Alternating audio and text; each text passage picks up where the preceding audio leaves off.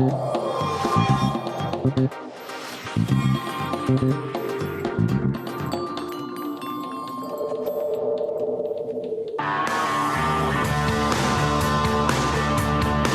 estos tiempos de inteligencia artificial, robots, prolongación de la vida humana, a veces resulta difícil diferenciar lo que es ciencia y ciencia ficción. Hay algunas cosas que leemos que parecen de ciencia ficción. Silvia, este es un tema que está hoy en todos los días porque mucha gente tiene miedo, por ejemplo, de perder su trabajo ante el avance de los robots, y los diarios y los medios hablan de eso todo el tiempo. Por eso vamos a dedicar el programa de hoy a estas cuestiones de la ciencia, las preguntas de la ciencia. ¿Qué es ciencia y qué no es ciencia, ¿no? ¿Qué es fantasía o ciencia ficción? Exactamente. Bueno, por suerte tenemos acá en el programa a Nora Bar, que es, Nora, muchísimas gracias por acompañarnos esta noche, que es realmente la periodista en temas científicos de la Argentina. La mejor sin duda, a quien seguimos, y que acaba de publicar un libro, ¿no? Las 10 preguntas que la ciencia todavía no puede contestar. Y a mí se me ocurre una. ¿Qué había antes del Big Bang, si es que había algo? Bueno, muchísimas gracias a ustedes por la invitación y además la generosidad increíble que tienen. No, justamente hay muchísimas preguntas que la ciencia todavía no puede contestar. Allí incluí algunas que me inspiraban particularmente, que uno mismo, cualquiera se hace esa pregunta, porque uno escucha todo el tiempo, muy bien, el universo empezó con el Big Bang, con una explosión inicial, ¿no es cierto? ¿Y de dónde salió todo eso? ¿De dónde salió toda esa materia? Lo que pasa es que lo que contestan los científicos, de acuerdo a las teorías existentes, es que en ese instante inicial se creó el tiempo, el espacio y la materia, y se creó todo. Pero uno está con su mente acostumbrada a la Tierra, ¿no es cierto? Nosotros estamos formados a lo largo de la evolución a buscar causas, a buscar qué ocurrió antes. Y cuando uno se pone a investigar y a preguntarles a los propios astrofísicos, lo que dicen es que en realidad es una pregunta que todavía no tiene respuesta. Justamente el modelo del Big Bang, incluso eso lo cuenta un astrofísico argentino, dice, no explica el Big Bang, porque en el Big Bang se considera que hay una singularidad, o sea, un tiempo y espacio que no se somete a las leyes de la física tal cual las conocemos. O sea que hay una cantidad de especulaciones de todo tipo, que algunas, como vos decías, tal vez parezcan muy cerca de la ciencia ficción, y que tienen que ver con universos de múltiples dimensiones, con multiuniversos, tal vez haya habido otros universos antes, tal vez el Big Bang sigue a un Big Crunch, le llaman, o sea, una implosión total y después sale nuevamente el Big Bang. La verdad es que no se sabe. Y del Big Bang también se habla del Big Data, que es la otra, el otro Big, ¿no? Todo Big. Y también una explosión, ¿no? A lo Ahora. científico, la explosión del Big Data, la inteligencia artificial y el transhumanismo, ¿no? Que es creo que es esta idea de que los humanos vamos a hacer una mezcla de humanos y computadores, cyborgs. Sí. ¿Esto es ciencia o hasta dónde es ciencia? Y por ahora es especulación, ¿no? Sí. Big Data no, la Big Data es ciencia. Sí. Esta idea del transhumanismo la pusieron en palabras muchos futurólogos, que también es como un área, una disciplina que fue creciendo así en los últimos años, porque claro, hay tantos avances que muchos empiezan, digamos, a hilar esos avances y a ponerlo en condicional. Y si pasara esto, y si pasara otra cosa, y si pasara otra cosa. Y mucho de esa especulación se da también en el ámbito de los humanos. ¿Seguiremos viviendo lo que vivimos ahora? O dado que estamos ampliando nuestra expectativa de vida, merced a todas estas tecnologías, tanto las de la inteligencia artificial como la genética, la bioingeniería y todas estas, ¿podremos alargar nuestra existencia cada vez más? Y la verdad es que ahí la biblioteca está dividida. Hay quienes dicen o piensan que no, que tenemos un límite biológico, que está dentro de nuestras células, que nuestras células se pueden reproducir y dividir una cierta cantidad de veces, pero que luego ya no, ese proceso se va desgastando y empiezan a aparecer justamente las mutaciones que llevan al cáncer, por ejemplo, y que entonces nuestra especie tiene una vida, digamos, una expectativa de vida que por más que agreguemos mucho, va a estar limitada. Otros no, otros son muy, muy optimistas. Dice, vamos a vivir 800 años, ¿no? Hay algunos, claro, hay algunos piensan que, no sé, 800 años parece una locura absoluta, ¿no?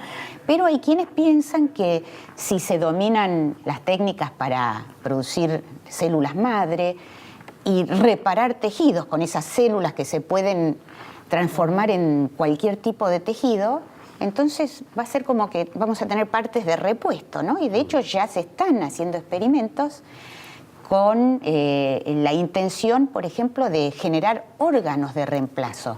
Por ejemplo, para no tener que estar dependiendo de los donantes de órganos. Claro, la verdad es que en este momento eso es ciencia ficción, pero hay científicos muy serios que están estudiando el proceso de envejecimiento para encontrar las claves que hacen que las personas envejezcan y ver si eso se puede revertir. Y hay mucho dinero invertido en eso. Hay dinero invertido. En Silicon Valley los ultramillonarios, claro, imagínate, tienen billones, no les alcanzan varias vidas para gastar las fortunas enormes, entonces han empezado a soñar con la inmortalidad porque quieren ser ricos siempre, por los tiempos. Y vivir siempre. Ahora, siempre. hay quienes, los ponen filósofos, su dinero, miles de millones de dólares, en la investigación. Bueno, para todos sabemos, prolongar la viste, que vida. hay, por ejemplo, empresas de criopreservación Exacto. que venden estos servicios para las personas que piensan que si se almacenan a muchísimos grados bajo cero, van a entrar como en una fase de vida latente, digamos, justo antes de morir, y que tal vez en el futuro, si estas técnicas se dominan, podrán resucitarlos. Aunque eso un poco fue un furor de una época y un poco está entrando, digamos, como en una colectora, ya no está en la autopista principal. Pero lo cierto es que hay mucha investigación y hay investigación también filosófica, porque como todas las grandes preguntas de la ciencia, un poco se toca con la filosofía, ¿no es cierto? Porque hay quienes piensan, bueno, fenómeno, ¿quiénes van a poder acceder a esas técnicas si es que se desarrollaran? ¿Va a ser solo para unos pocos? Y tal vez en el futuro la humanidad estará dividida entre los que pueden vivir, qué sé yo, no digamos 800, 180, no sé, 200 años. Y también hay quienes piensan, y los que no pueden vivir más que los 70 o 80 que vivimos los mortales comunes de nuestros tiempos. Y también hay quienes piensan, ¿queremos vivir tanto tiempo? Claro. Esta pregunta se la hice a un científico en la Argentina que trabaja en el envejecimiento, el doctor Rodolfo Goya, es un científico muy serio, y le dije, pero vos quisieras vivir tanto tiempo, y él me dijo, sí, si puedo vivir bien, sí, ¿cómo no? Yo Claro, soy una depende persona cómo. curiosa, quiero saber lo que pasa. Me encantaría ver el futuro, ver cómo se van. Sí, yo si pudiera, por supuesto que querría. Claro. O sea que hay muchas respuestas, pero ninguna que pueda afirmar concretamente hoy, hasta ahora. Por eso el título del libro tiene ese todavía Claro, entre paréntesis, todavía. ¿no? Esa pregunta de ¿podremos vivir muchísimo? Bueno, todavía no la podemos contestar. Hay gobiernos que han destinado muchísimo dinero al estudio del cerebro humano, entre ellos Obama, ¿no? Como Sí, gobierno, sí. creo Tanto que Europa como y Estados Europa. Unidos tienen grandes programas de estudio del cerebro. ¿Y qué se está buscando? ¿Qué preguntas hay todavía sobre el cerebro? Me imagino muchísimas, ¿no? Que la ciencia quiere saber. El cerebro es como un iceberg, ¿no? Se averiguó muchísimo, pero no es nada en comparación con lo que todavía falta descubrir y entender. O sea, es como que hay un panorama general de ciertas áreas que hacen ciertas áreas, ciertos circuitos. Hay hipótesis, pero todavía no sé, incluso los datos que se reúnen y los hallazgos todavía no se pueden interpretar muy bien. Esto no lo digo yo, ojo, lo dicen los neurocientíficos, ¿no? que es como que uno va avanzando de a pasitos en un territorio que es enorme. Y bueno, si uno piensa que antes casi no se podía saber nada, porque no había máquinas para ver y explorar el interior del cerebro. El gran salto fue cuando aparecieron las imágenes cerebrales y entonces se pudo ver qué zonas se activaban, qué hacía esta neurona, qué hacía este circuito neuronal, eso vincularlo con los comportamientos, y entonces empezó a avanzar mucho. Y claro, no hay que ser muy sagaz para darse cuenta que, como dicen los propios neurocientíficos, el cerebro tal vez sea la gran frontera de la ciencia, porque el que conozca cómo funciona el cerebro, que es algo complejísimo, porque es un tejido entre lo biológico y algo inasible, que uno no sabe dónde salen las ideas, ¿no es cierto? Uno dice, ¿la idea dónde está? Sale de ese grupo de neuronas, que son miles de millones de neuronas, pero ¿cómo se forma una idea, un concepto? Bueno, hay ideas muy generales, pero los que logren dominar eso, bueno, van a tener el poder mayor, que es conocer cómo reaccionamos, cómo interpretamos la realidad. Cómo leer el pensamiento, ¿eh? Bueno, se van a leer el pensamiento. Claro. Es imposible prever a qué usos, y ya de hecho se están haciendo usos, y por eso en este caso también es algo que está muy, muy cruzado con la filosofía y con la ética. De hecho, hay científicos argentinos que trabajan en el proyecto europeo del cerebro. Hay dos proyectos muy importantes en los que se pusieron millones de dólares, la iniciativa esta norteamericana y la europea, y incluyen también a bioeticistas, ¿no? Hasta dónde se puede experimentar, qué uso se le va a dar a esto, porque ya se van conociendo comportamientos que se pueden modificar con ciertos mensajes, con ciertas formas de dar mensajes, ¿no es cierto?, con la publicidad, con el marketing, y bueno, eso es un poder enorme. Son perspectivas, por un lado, muy alentadoras, pero por otro lado muy perturbadoras, ¿no? De control del pensamiento y de otras cosas. En el bloque que viene vamos a seguir charlando con Nora Bark y el libro que acaba de publicar, 10 preguntas que la ciencia todavía no puede responder. Ya venimos.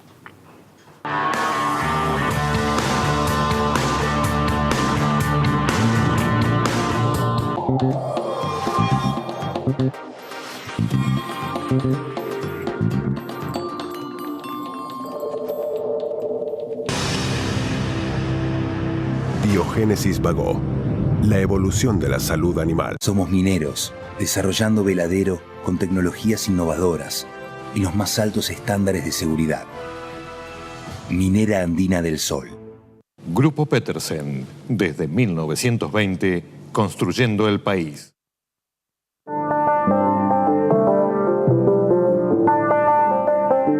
Con el celular o la computadora, podés consultar y pagar tus boletas de inmobiliario, automotores y embarcaciones. Elegí digital. Tus impuestos ya no necesitan papel. ARBA, Buenos Aires, provincia. A veces para ganar, más vale jugarla de callado. Bueno, estamos transmitiendo en vivo en el Caballo de Madera por entrada a Troya. Mala mía. Que un like no cambie tu historia. Os de Neo, seguí tu plan. Para cada uno, crecer es algo distinto. Lo importante es tener quien te acompañe. Banco Ciudad, te quiere ver crecer. Camus y Gas Pampeana y Camus y Gas del Sur conforman la mayor distribuidora de gas natural de la Argentina en términos de volumen, brindando un servicio de calidad en las provincias de Buenos Aires, La Pampa, Neuquén, Chubut, Río Negro, Santa Cruz y Tierra del Fuego. Más información en www.camusigas.com.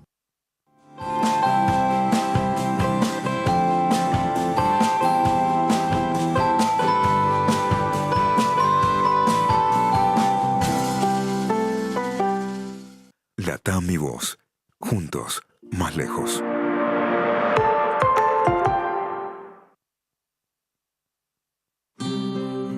Cuando elegís papel Ledesma, elegís un consumo responsable. Porque nuestro papel se elabora a partir de la caña de azúcar, un cultivo renovable año a año. Elegí Ledesma, elegí cuidar el ambiente. ¿Sabías que la industria farmacéutica es una de las que más mano de obra ocupa? Por eso en los laboratorios argentinos trabajamos 43.000 personas en forma directa y 120.000 en forma indirecta. Silfa, los laboratorios argentinos. Dow Semillas evolucionó y ahora es Brevant. Somos esa respuesta rápida y simple. Somos el distribuidor, nuestro equipo técnico y vos. Brevant, somos nosotros.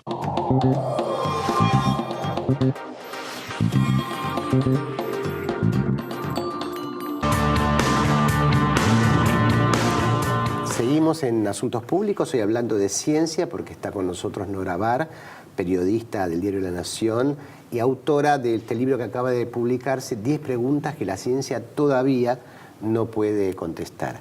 Nora, hablábamos en el bloque anterior de los avances en el estudio del cerebro humano, y hay una metáfora que siempre se usaba, que era como que el cerebro era el hardware y la mente el software. ¿Esto es válido?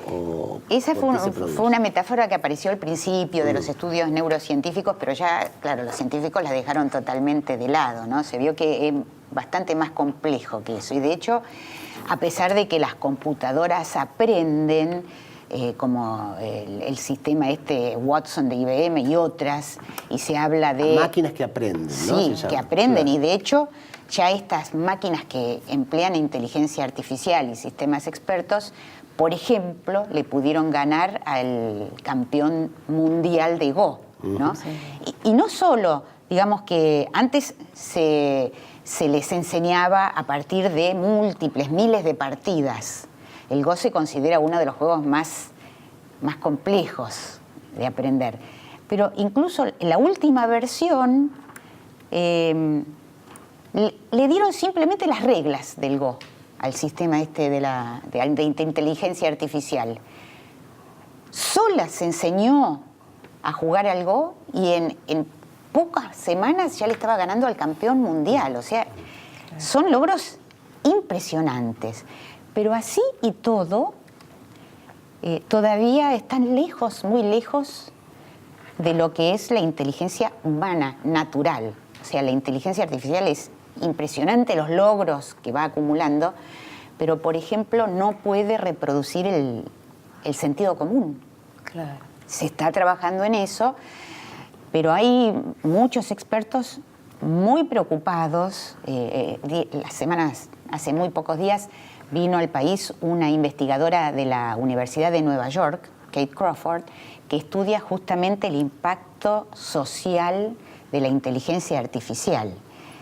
Y mostró una cantidad de ejemplos que son espeluznantes, ¿no? Porque cómo se equivocan estos sistemas expertos.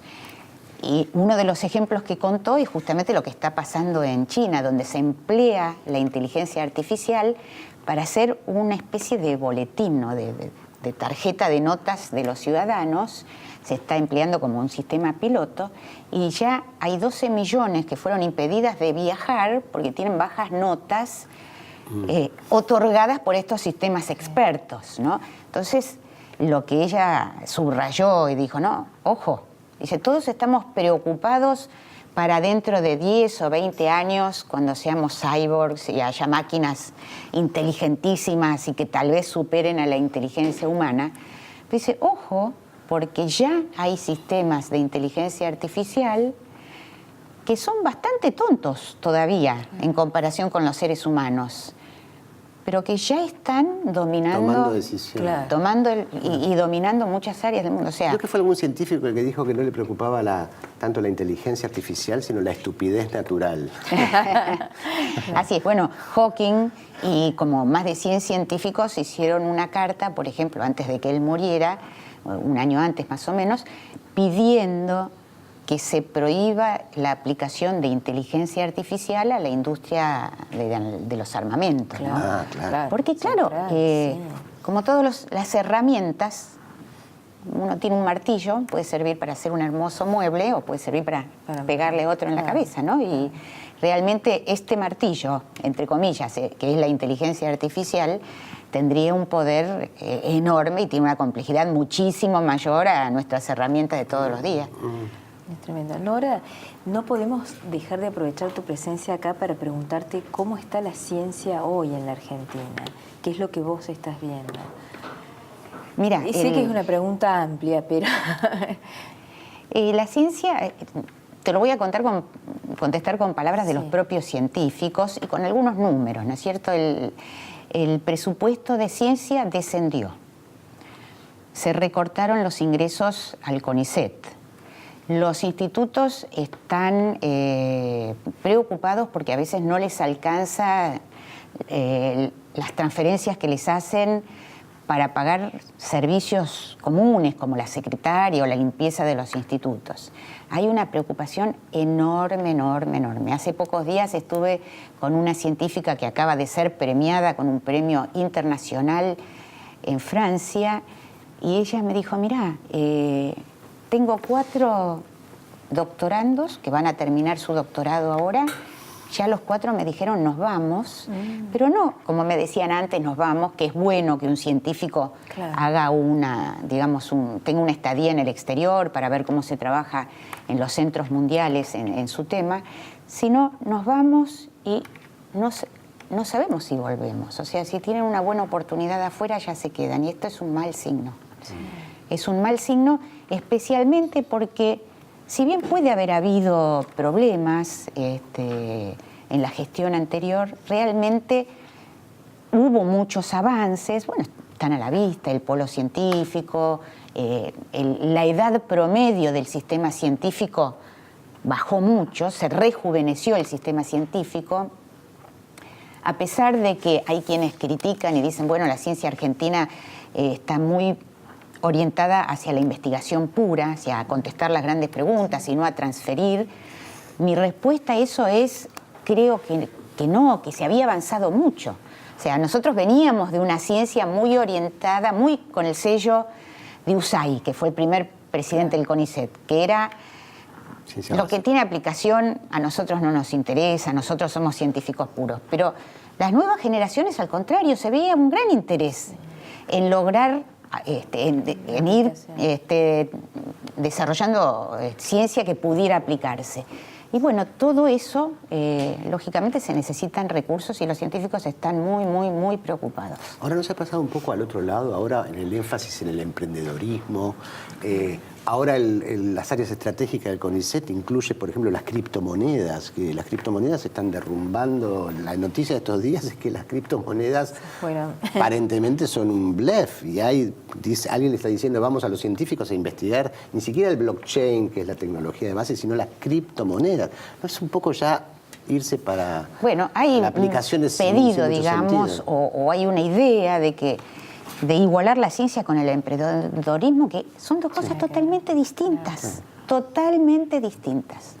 Así que sí, me parece un error en ese sentido, ¿no? Y es malgastar un sistema que es una riqueza enorme, enorme para el país y sin el cual está visto en la historia del desarrollo de muchísimos países, desde Australia hasta Israel, hasta los países bálticos. Todos se basaron en la ciencia para ir avanzando y realmente dejarla de lado, minimizarla, se cortaron muchos programas. El programa del lanzador de la Comisión Nacional de Actividades Espaciales quedó ahí, está luchando para desarrollarse. Se cerraron empresas tecnológicas, se suspendió la construcción de la central Atucha. Bueno, hay una cantidad de hitos que se fueron poniendo en stand-by.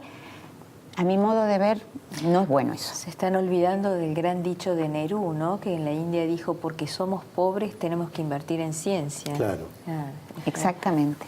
Bueno, genial. Y yo agregaría una cosita, que muchas veces se dice cómo sale la economía argentina, ¿no? Y nadie le presta la atención al rol de la ciencia y la tecnología. Me pregunto, con 10 empresas como INVAP, por ejemplo, que exporta reacciones nucleares, muy distintas sería las perspectivas de la economía, ¿no?